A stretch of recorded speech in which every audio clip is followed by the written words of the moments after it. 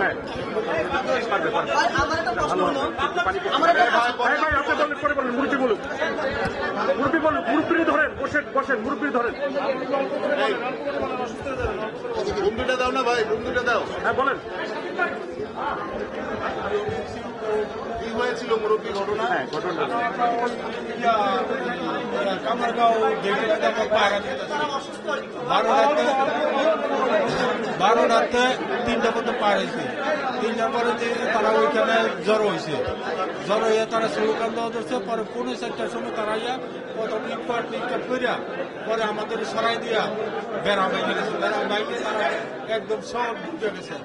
যাদের পাইছে একদম মারামারি ঢাল হয়েছে, ছুরি হয়েছে, ঘট হয়েছে, তারপরে অনেক কিছু আইটেম রয়েছে, হাতুড়ি রয়েছে।